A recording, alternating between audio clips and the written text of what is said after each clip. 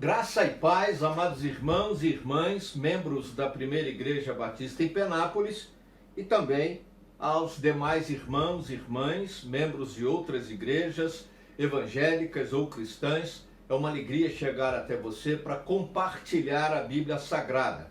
Eu sou o pastor Fernando Fernandes, aqui da Primeira Igreja Batista em Penápolis, no interior de São Paulo. E para essa ocasião, eu quero falar ou compartilhar com você, baseado no Salmo de número 95, os versos de 1 a 8, a primeira parte do verso 8, Salmo de número 95, os versos de 1 a 8, a primeira parte do verso 8, sobre uma frase, uma questão colocada, uma reflexão. A ideia é atender à convocação. Atender à convocação. E confesso que estava lendo a Bíblia, esse salmo, e na verdade eu estava até pensando na prática comum das igrejas evangélicas de termos durante um dia da semana, à noite ou à tarde, uma reunião, um culto para oração. Eu confesso que às vezes eu fico incomodado com esses cultos, porque você dá oportunidade para as pessoas compartilharem, colocarem aí os seus motivos de oração, ou muita gente não fala nada, ou outros que falam só pede. Parece que estamos ali como os judeus no Muro das Lamentações. Então eu, quando estava lendo esse salmo, essa situação me veio à mente e eu percebi que logo no verso 1 há uma convocação, duas frases com um ponto de exclamação: venham, cantemos ao Senhor com alegria. Venham, cantemos ao Senhor com alegria. É uma convocação para que estejamos juntos, reunidos como igreja, para louvar ao Senhor com alegria, cantar ao Senhor Deus em gratidão, em louvor por aquilo que Ele tem realizado nas nossas vidas. E aí eu fiquei pensando como deveria estar a nossa mente, o nosso coração, para que a gente esteja realmente apto a atender a essa convocação que é feita pelo salmista. Bom, a primeira coisa que eu percebi é que nós precisamos adotar uma nova postura. A partir do meado da década de 1980 e especialmente no período dos anos 90, o movimento neopentecostal cresceu no Brasil, tomou corpo, se agigantou de uma forma, eu diria até assustadora, e a tônica deles é realizar cultos para que as pessoas peçam bênçãos a Deus. Mas observe que o chamamento, a convocação do salmista, que nós não sabemos o nome dele, a Bíblia não fala, este salmista do Salmo 95, não é só para pedir, não é só para expressar o desejo do nosso coração, ou a nossa ânsia, a nossa, eu colocaria entre aspas, volúpia de receber bênçãos, de clamar por milagres ou por prosperidade financeira. O salmista faz a convocação para nós louvarmos a Deus, cantarmos de alegria na presença do Senhor e aclamarmos a rocha da nossa salvação. Para que nós compareçamos na presença dele, veja o verso 2, com ações de graças. E novamente ele diz: aclamar ao Senhor com cânticos de louvor. Aclamar é a ideia de você cantar bem alto, exaltar, chamar a atenção das pessoas à sua volta, como que anunciando, arauteando, com voz bem alta, bem forte, a fim de que as pessoas saibam que nós estamos ali reunidos para agradecer a Deus as bênçãos que Ele tem nos dado, e não apenas para pedir bênçãos, milagres, curas ou prosperidade financeira. Então, o primeiro desafio para que nós possamos atender a convocação é adotar uma nova postura diante de Deus. Deus não é nosso servidor só para atender pedidos e fazer milagres. Ele é o Deus que deve ser adorado. E aí vem o segundo desafio, que é reconhecer a grandeza de Deus. E reconhecer a grandeza de Deus implica, envolve, impõe a exigência de nós reconhecermos o poder de Deus, a soberania de Deus, a vontade soberana de Deus e a onipotência de Deus. Ou seja, Ele realiza quando Ele quer, na hora que Ele quer, conforme a vontade boa, perfeita e agradável dEle e para o louvor da sua própria glória, não apenas para atender os anseios do nosso coração. E o salmista diz, temos que aclamar a esse Deus com cânticos de louvores, porque Ele é grande. Verso 3. A ideia do grande aqui significa dizer que Ele é maior do que todo o universo. Não há o que se comparar à grandeza de Deus. E aí ele diz, é o grande rei acima de todas as coisas. A ideia dessa afirmação, grande rei acima de todos os deuses e de todas as coisas, e o texto diz de todos os deuses, é falar da singularidade de Deus. Ele é o único Deus vivo e verdadeiro. Ele é o único Deus que, quando fala a sua palavra, faz o que agrada a Ele e jamais volta vazia. Ele é o Deus, o único Deus que tem poder de operar, de agir, de fazer, e ninguém pode impedir. Isso está escrito na Bíblia. Então nós temos que reconhecer a grandeza desse Deus.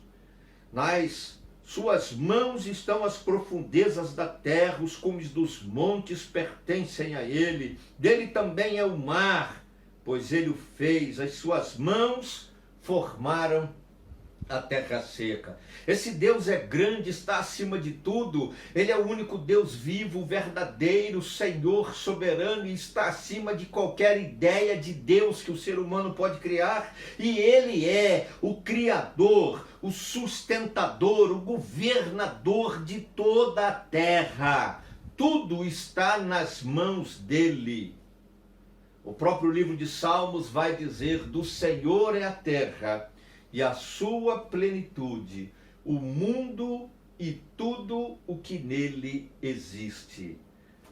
Outro salmo que eu acho muito bonito, o Salmo 8, que ele diz, ó Senhor, Senhor nosso, quão admirável é o teu nome sobre toda a terra. Não há outro Deus, e se houver, Ele não é grande, Ele não é poderoso, Ele não é soberano como o nosso Deus, o Deus da Bíblia Sagrada, Pai do nosso Senhor Jesus Cristo. Porque a Bíblia diz, eu sou o único Deus. Os outros, todos criados pelos homens, não passam de ideias, não passam de imagens. A Bíblia diz, tem boca, mas não fala, tem pé, mas não anda, tem mão, mas não faz nada, porque são imagens de barro.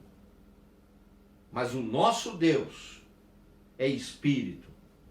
O nosso Deus é amor.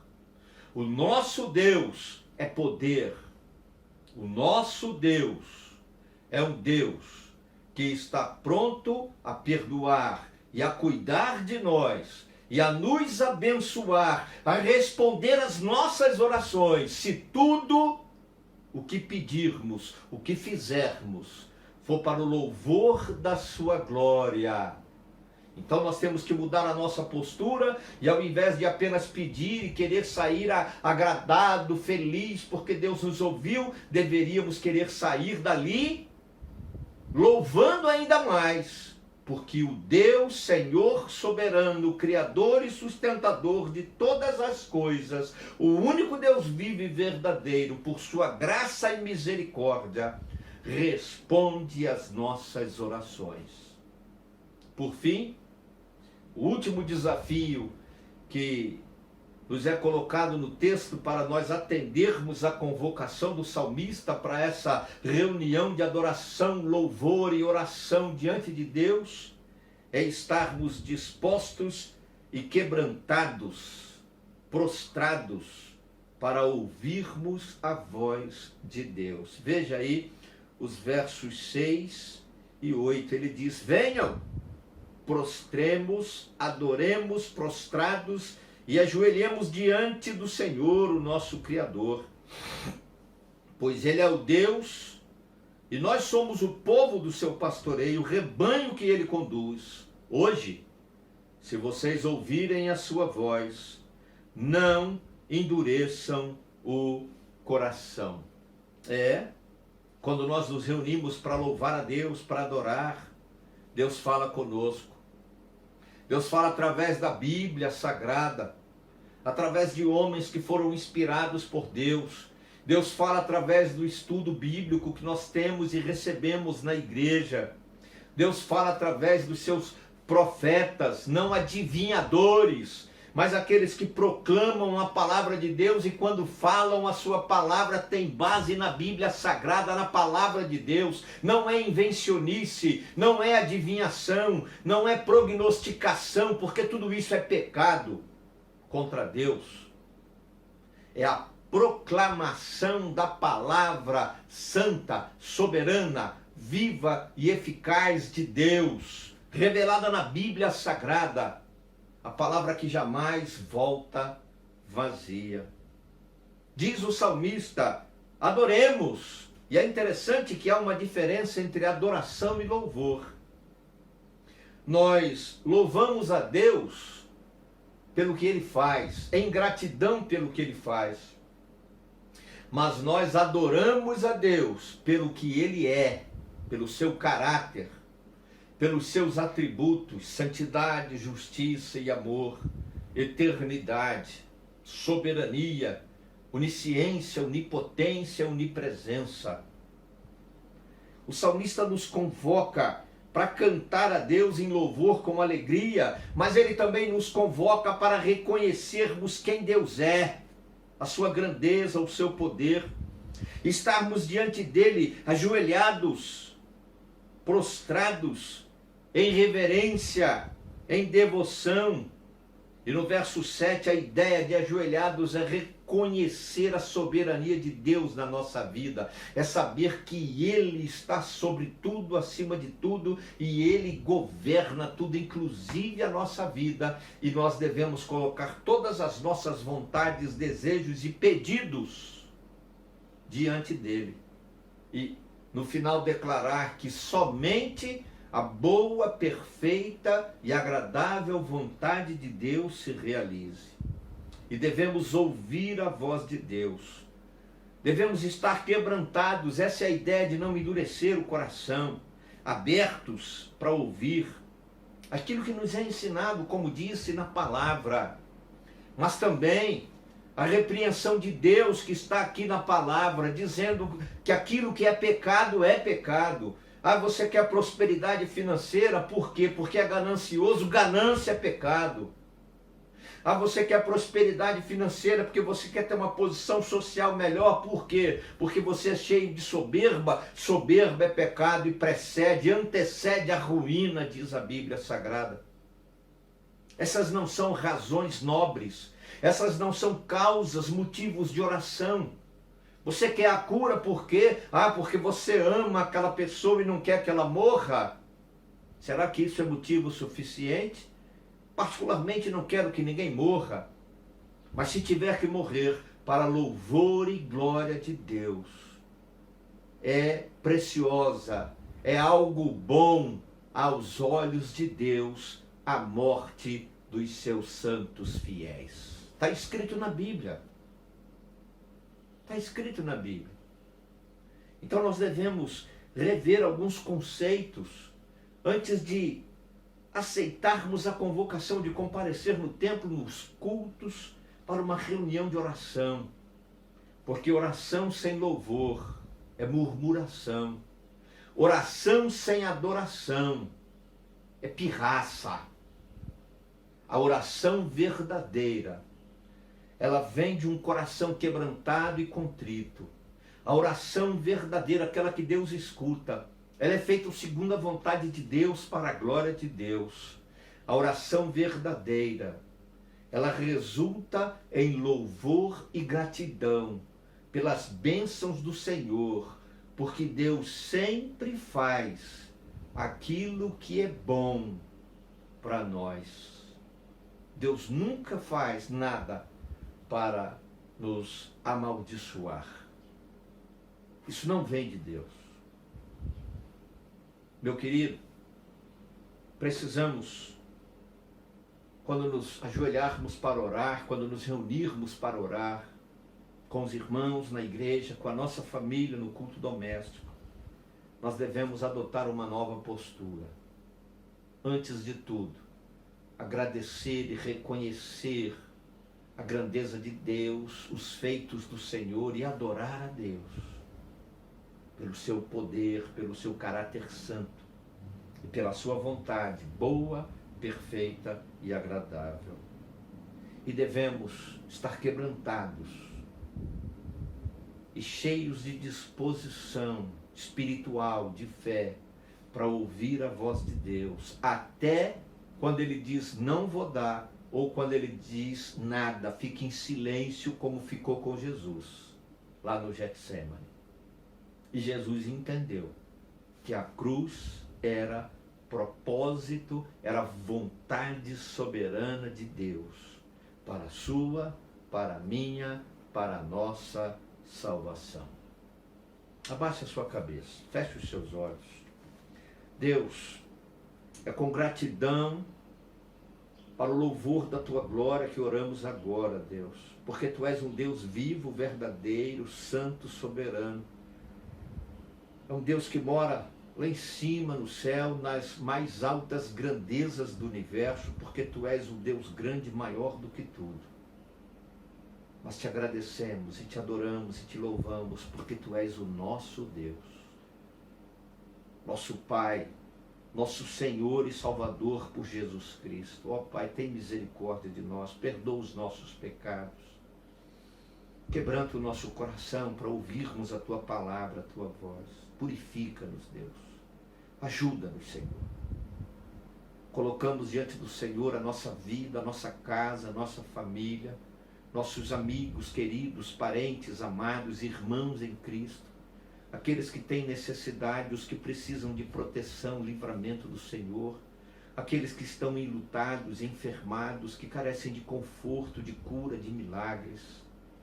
Mas Deus, não queremos nada tão somente para agradar o nosso coração, para nos envaidecer ou encher de orgulho, porque sabemos que isso é pecado. Se alguma vez pensamos assim, perdoa-nos, Pai, repreende-nos na tua palavra. Mas faz milagres, responde às nossas orações, para o louvor da tua glória, para a exaltação e proclamação de Cristo Jesus, nosso Salvador e Senhor, e para a magnificação do teu Espírito Santo, que quando não sabemos orar, ele traduz os nossos pedidos diante da tua presença. Ó Deus, se for para nos responder a oração que fazemos, seja tão somente para o louvor e glória do teu nome e do nosso Senhor e Salvador Jesus Cristo. Porque é no nome de Jesus que nós oramos. Amém.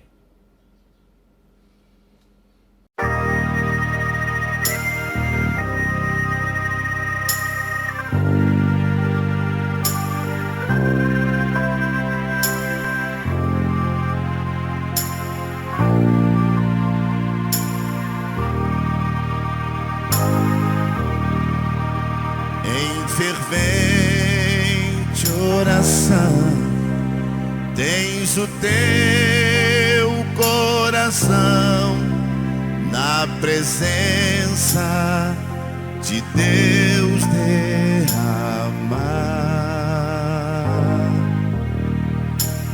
mas não podes fluir o que estás a pedir, sem que tudo abandones no altar.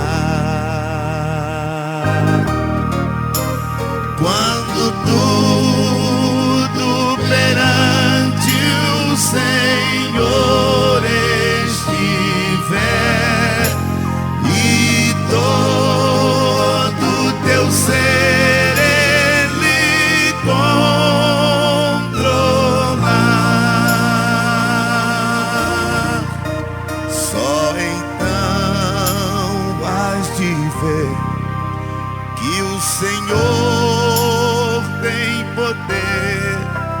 Quando tudo deixares no altar, se orares então, sem que o teu coração goze a paz que o Senhor pode dar, é que Deus não sente que tua alma se abriu, tudo deixando no altar. Quando tudo perante o Senhor estiver e todo teu ser Ele controlar, só então has de ver que o Senhor